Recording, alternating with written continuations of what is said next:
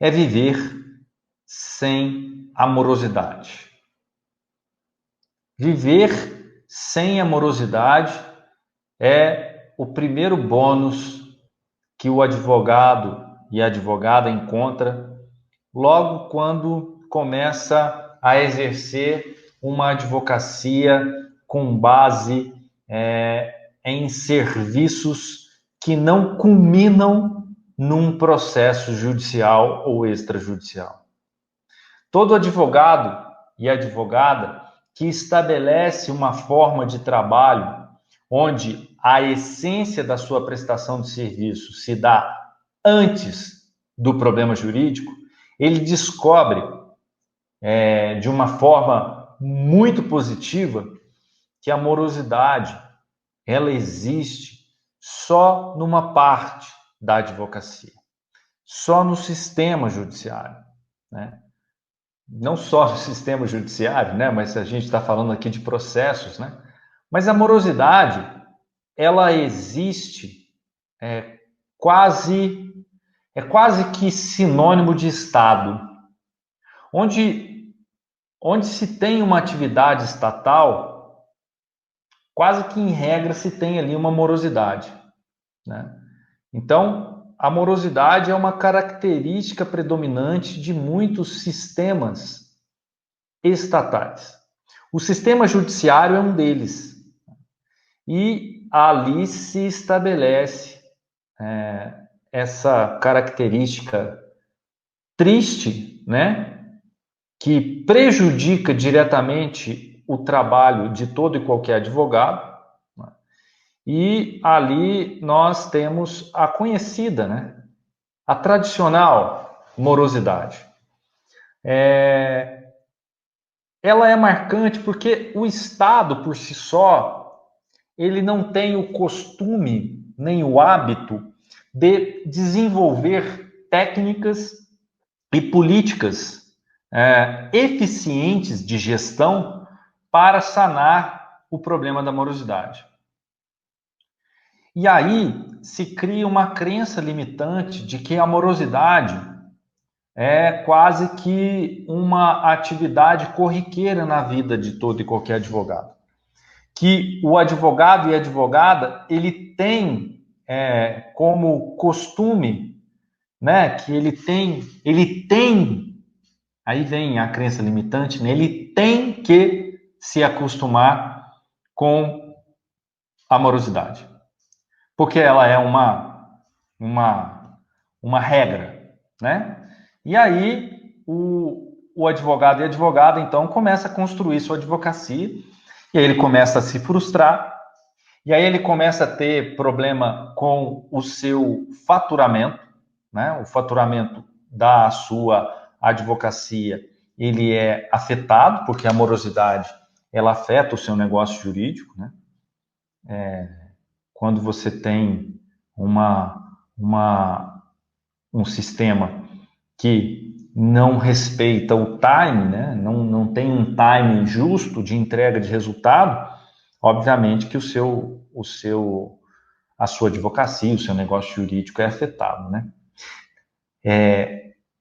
Não adianta culpar a concorrência, não adianta culpar a faculdade, porque o advogado e a advogada, ele é inteligente o suficiente para estudar o direito, para se capacitar cada vez mais, mergulhar cada vez mais de forma profunda naquilo que nós definimos como conhecimento técnico. Mas esse mesmo advogado tem a mente fechada para ampliar o seu campo de atuação no mercado jurídico. Então, às vezes, o advogado estuda tanto, desenvolve tanto o seu conhecimento técnico, mas ele não tem a mente aberta o suficiente para ampliar o seu campo de atuação. E o campo de atuação, o mercado jurídico, que é esse campo de atuação, ele é amplo, ele é muito amplo. Então, na advocacia sem processo, que é um campo, ele não é um campo novo, né? Sempre existiu. Mas quando o advogado e a advogada, ele descobre que existem sim prestações de serviço que não são conectadas com o judiciário, que podem ser desenvolvidas na advocacia, que existem sim trabalhos específicos que vão auxiliar empresas e pessoas a terem uma segurança e a não e que não seja ali construído dentro da sua vida empresarial ou pessoal um problema jurídico. Quando o advogado descobre isso, que ele escuta o mercado e que ele começa a construir serviços para isso, ele descobre, ele vivencia aí pela primeira vez a ausência da morosidade. Ele descobre que a morosidade não é uma característica da advocacia, mas sim do sistema judiciário. Que o exercício da advocacia, ele pode ser exercido muito, mas muito distante da morosidade estatal, né? Então esse é o primeiro bônus, né? O bônus um bônus fabuloso, gigantesco, que todo advogado aí e advogada pode alcançar, estabelecendo aí a sua advocacia sem processo. Mas não só isso. Numa advocacia sem processo, o advogado e a advogada, ele consegue exercer a sua profissão com aquilo que eu chamo sem surpresas. Ele tem um desenvolvimento do seu trabalho no dia a dia, os resultados, na verdade, surgem, né? O resultado do trabalho advocatício, ele surge sem as surpresas. As surpresas que surgem quase que diariamente quando nós falamos de processos judiciais. Quando o advogado e a advogada está conduzindo um processo judicial, ele nunca sabe do resultado. Mas não do resultado em si, né? Até mesmo porque tem ações que o advogado conduz e que ele ali tem uma expectativa, né? Ele sabe ali das possibilidades do resultado ser positivo ou negativo, mas em regra do resultado positivo, né? E às vezes, e não são poucas as vezes, que o advogado e a advogada é surpreendido, né? Ele tem uma surpresa desagradável, né? Quando ele recebe ali uma sentença judicial ou um acórdão, né, que era totalmente inesperado, né? Uma surpresa. Por quê? Porque o sistema estatal é injusto, né? O sistema estatal, como ele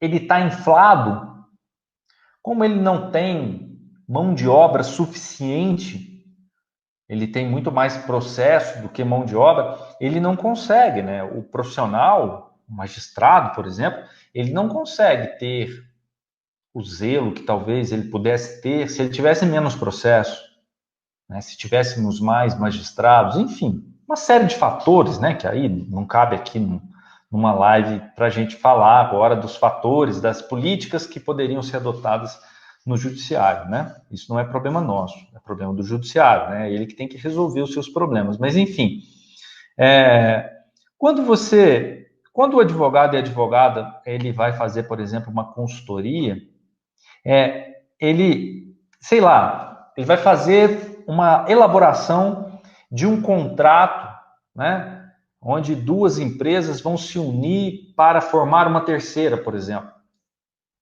Uma parceria grandiosa onde duas empresas vão se convergir e formar uma terceira para um outro tipo de negócio. Bom, quando o advogado vai fazer uma consultoria dessa, ele não tem a surpresa. A surpresa que eu digo aqui é a surpresa jurídica, né? Porque ali os fatos estão contextualizados. Ali o advogado tem ao seu ali na sua mesa, né? Ele tem todos os fatos que ele precisa para materializar aquele documento, ele tem as reuniões, ele tem tudo ao seu alcance para elaborar um contrato eficaz, sólido, né? Enfim, que vá produzir os efeitos esperados.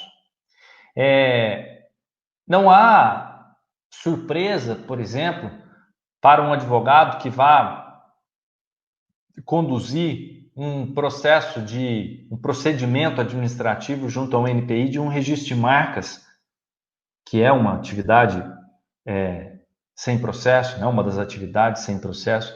Ele não tem uma surpresa, porque lá, apesar de ter um terceiro que também representa o Estado, de certa forma, né? Eles são mais, digamos assim, o sistema é mais enxuto, né? Tem ali talvez um número de funcionários mais próximo do ideal, não tem uma sobrecarga tão grande como no sistema judiciário. E aí acontece um resultado, né? Um resultado mais natural, sem grandes surpresas. Então quando você tem surpresa, o seu trabalho é mais inseguro.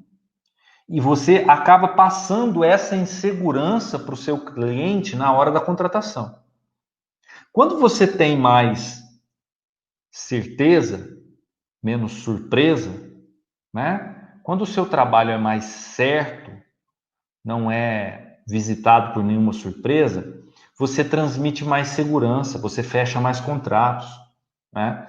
Então, trabalhar sem usar a máquina estatal, advogar sem usar a máquina estatal, traz um grande benefício, que é o viver sem surpresa, e a consequência disso é ter mais segurança no trabalho, transmitir essa maior segurança para o cliente e, consequentemente, fechar mais contratos, ter mais faturamento, ter mais lucro, né? Ter mais cliente, ter agenda lotada, né? Que é o que todo advogado e advogada quer.